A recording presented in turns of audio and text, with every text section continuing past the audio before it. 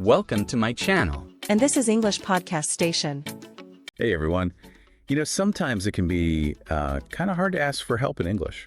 Yeah, especially when you're still learning the language, it can feel a little awkward. For sure. Well, So today we're taking a deep dive into how to do just that. right, asking for help. Got to be able to do that. We found this cool episode 10 from English Podcast Station. Yeah, and it focuses specifically on how to ask for help in English. Perfect. They've got some great phrases and tips, and of course we're going to add our own 2 cents too.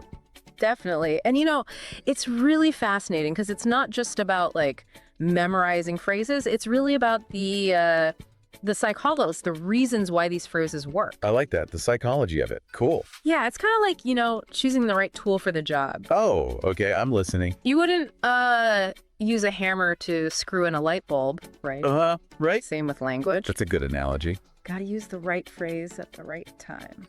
Makes sense. Yeah. So they start with some basic phrases, like, can I ask you a favor? Or do you mind doing me a favor? Yeah, those are classics. Yeah, but I feel like there's got to be more to it than that. Oh, there definitely is.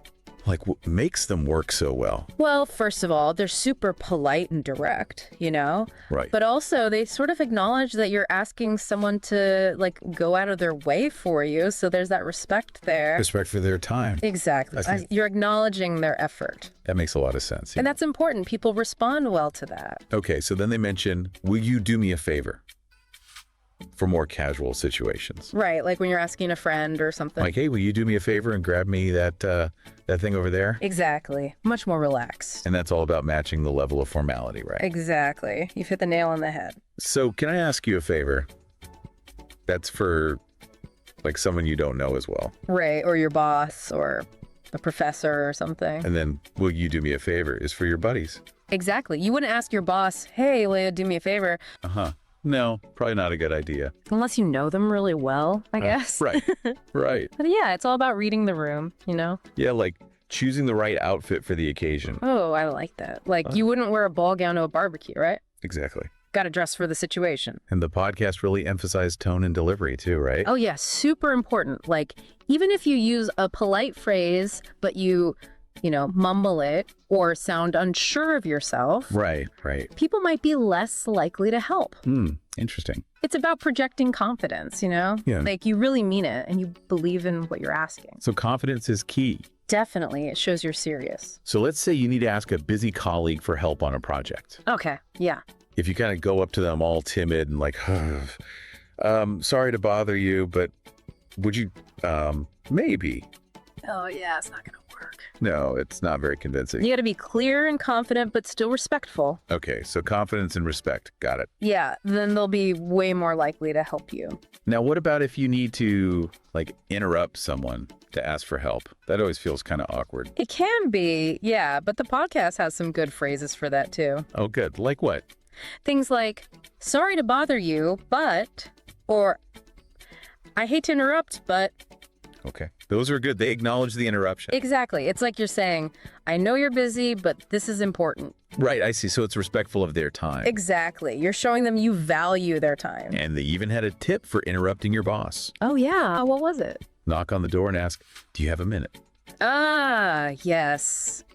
So simple, but so effective. Yeah, I like that. It's polite, it gives them a heads up, and it lets them mentally prepare. Smart. It's like saying, hey, I need to talk to you, but I'm going to be quick. Okay, so we've covered asking for small favors. Right, the basics. But what if you need a bigger favor, like help with a whole report or something? Oh, that's a good question. Yeah, what then? Well, the podcast has some good phrases for that, too.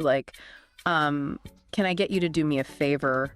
Or would you mind helping me with this report? Okay, I see. So they're still polite, but they acknowledge that you're asking for a lot. Right, it's a bigger commitment. And they also stressed saying thank you, which seems obvious, but you know how it is. Oh, yeah, it's easy to forget in the moment. Right, especially if you're flustered or something. Yeah, but it's so important, in any language, but especially in English-speaking cultures. It shows gratitude. Exactly, and respect and appreciation for what they're doing for you. And it makes them more likely to help again in the future. Totally, it builds that relationship. Like saying, a little gratitude goes a long way. Exactly, couldn't have said it better myself. So the podcast ends this section with some role plays to show how it all works in practice. Oh, those were good. Yeah, they sounded so natural and confident. They really brought the phrases to life, didn't they? They did. Like, I could hear how a slight change in tone could change the whole meaning. It's amazing how much difference that can make. It's like a masterclass in communication. They even did one where someone interrupts their boss in a meeting. Oh, yeah, that was a tough one. Yeah, but they handled it so well. What did you think of that one? I thought it was brilliant. It was like the perfect balance of politeness and assertiveness. Yes, like they got their point across but didn't step on any toes. Right. They showed how to stand up for yourself while still being respectful. Exactly. It was really impressive. And remember, it all comes down to practice, practice, practice. The more you use these phrases, the better you'll get. Exactly. Just like anything else. It makes me realize that asking for help in English is less about memorizing a script and more about like understanding how people interact. Yes, absolutely. It's all about reading the situation and adjusting your language accordingly. And expressing yourself clearly and sincerely. Exactly. That's the key. Yeah. And, it really is like any new skill. The more you practice, the better you get. Totally. And the podcast really drove that point home. Oh, yeah. They I did. love how James and Erica, they really emphasized that practice part. They were all about that. They said, you can't just like memorize phrases and expect to be fluent, No, you got to use them, get them out there in the real world. Yeah, in real conversation. Exactly. That's how you build confidence. Totally. It's like learning to play an instrument. Okay. You can read all the books and, study all the techniques. Right. But until you pick up that guitar or that piano or whatever, and you actually start playing, Yeah, you're not going to get it. you won't develop that muscle memory, That's good, that muscle You memory. need to get that feel for it. Yeah, for sure. Same with language. I like that analogy. Very musical. Got to make music with the language, right? I love it. And they encourage listeners to start small, which I think is really helpful. Oh, definitely. Like, you don't have to jump into the deep end right away. No. Take it easy. Start with, like, asking a coworker for directions or something. Yeah, exactly. Or asking a friend for a small favor. Low stakes stuff. Low stakes. Perfect word for it. Yeah, just to get comfortable. You get used to the phrases, without feeling overwhelmed. I see. And then as you get more confident, you can, level up. Exactly. Level up the favors. Exactly. It's like working out. I like where you're going with this. You don't start lifting the heaviest weights right away. You'd hurt yourself. Yeah, you to build up to it. Gradually increase the weight.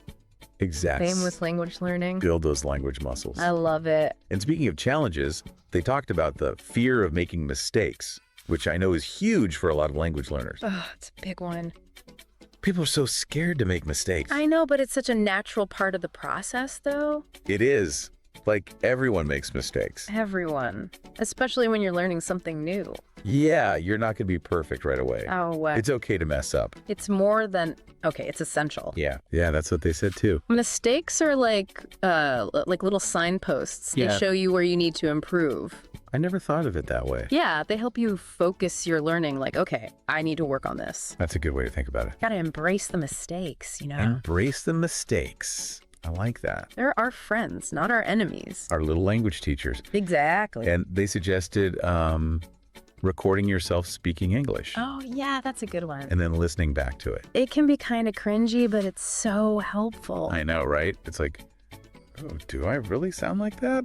Yeah, but you can really hear those areas where you might be struggling. I tried that once and it was eye-opening. It is. It helps you be more objective, Yeah, you're not just in your own head. You can really analyze your pronunciation and grammar and all that stuff. Like having a personal language coach. Exactly. That's a good way to put it. Your own little pocket coach. And then, of course, they talked about immersion. Oh, yeah. Gotta immerse yourself. They said the more you surround yourself with English, the faster you'll learn.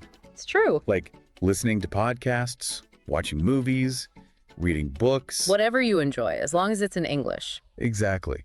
Make it fun. It helps the language become more natural. Like you're just absorbing it. It's like learning to swim. Okay, here we go with the analogies again. I love a good analogy. I know you do. So it's like you can read all about swimming techniques, but until you jump in the water Right. and you start moving your arms and legs and everything, Yeah, you're not going to learn. you got to experience it, feel it. You got to get in the water. Exactly. And it's the same with English. jump in the English pool. I like it. So it's about getting as much exposure as possible As much as you can. in different contexts too. Oh, yeah. Different situations, different accents, different everything. It's all good. It all helps. And they also mentioned finding a language partner, Oh, yeah, that's a good one. someone to practice with regularly. It's so valuable having someone to talk to. It is. It's like having a workout buddy for your English. Oh, I love that. A language workout buddy. To keep you motivated, you know? Yeah, and you can learn from each other. Exactly. And you can, celebrate your progress together. That's important, the celebrating part. It is. It's all about having fun with it. So, to sum up our deep dive today, We've covered a lot. we've looked at different phrases for asking for help. We talked about tone and I gratitude. even touched on cultural differences. It's all connected. And I think the most important thing is that practice part. Oh, for sure. You can't forget that. Practice and perseverance. And don't be afraid to make mistakes. Embrace those mistakes. Yes. This has been a really insightful conversation. I feel like I've learned a lot. Me too. Now, I'm curious, what really stood out to you from all of this? What stood out? I think it was that emphasis on the psychology behind it all, It's not just about the words themselves. It's deeper than that. Yeah, it's about understanding people and how we interact. Right, like how to frame your request in a way that makes people feel respected. Exactly. It's about building that rapport And trust. and showing genuine appreciation. It all comes back to those human connections. It always does. Which brings me to something that the podcast didn't really address, but I think is really interesting. Oh, what's that? How do cultural differences play into all of this? Ooh, that's a good question. Like, do people ask for help differently in different parts of the world? I'm sure they do. Because in some cultures, it might be considered rude to directly ask for help, right? That's true. Yeah. But in other cultures, it's seen as a sign of strength. Like, hey, I'm resourceful. I'm not afraid to ask for help. Interesting. So what might be totally fine in one culture could be like a faux pas in another. Exactly. It's a good reminder that language it's more than just words on a page. It's a reflection of culture, values, all that stuff. So as we continue to learn and grow as communicators, Right. we got to be mindful of those cultural differences. Yeah, adapt our language to the situation. It's all about respect, right? Respect for other cultures Right. and for the diversity of human experience. Beautifully said. It's like learning another layer of the language, one that goes beyond grammar and vocab, It's that deeper level. the human connection level. Exactly. It's like being a cultural detective, Ooh, I like that. uncovering all those hidden meanings and expectations. That shape how we interact. It's fascinating. It is. And, the podcast mainly focused on asking for help in like a professional setting. Yeah, the workplace and all that. But how do these principles apply to our personal lives? Oh, that's a great point. Like asking a friend for help moving or borrowing money from a family member. I think the same principles still apply. You think so? Yeah, like politeness, clarity, gratitude, Right. whether it's your boss or your best friend, those things are important. Because everyone's time is valuable. Exactly. So we need to be mindful of that. And it's about building those supportive relationships, Yeah, like giving and taking. Exactly. Helping each other out. I think we've really gotten to the heart of it today. We have asking for help. It's a complex thing. It is. It's not just about knowing a few phrases. It's about so much more. It's about understanding people And culture. and building those strong connections. Exactly. It really is. Like you start thinking about it and it just kind of goes deeper and deeper. Yeah, there's so many layers to it. And it's something we can all, work on and get better at. Oh, definitely. Always room for improvement. So as we wrap up our deep dive here, Time to come up for air. I think we've really uncovered some good stuff. We did. I feel like we've given our listeners a lot to think about. Yeah, like all those polite phrases and how to interrupt without being annoying. And that whole thing about tone and gratitude, don't forget that. So important. And of course, practice, practice, practice. Can't say it enough. But put in the time, make those mistakes, learn from them. Embrace those mistakes. Exactly. And, to all our listeners out there who are on their own language learning journeys, Yeah, get going. be patient with yourself. It takes time. It does, but you'll get there. Celebrate those small wins. Oh, yeah. Every little step counts. And never stop exploring. Keep learning. Keep having fun with it. That's the most important thing. And hey, maybe someday you'll be the one helping someone else out with their English. Wouldn't that be great? I love that. Okay, well, that's all the time we have for today. Time flies when you're having fun. So until next time, keep diving deep, keep learning, and keep those conversations flowing. And keep asking for help when you need it. Absolutely. See you next time, everyone.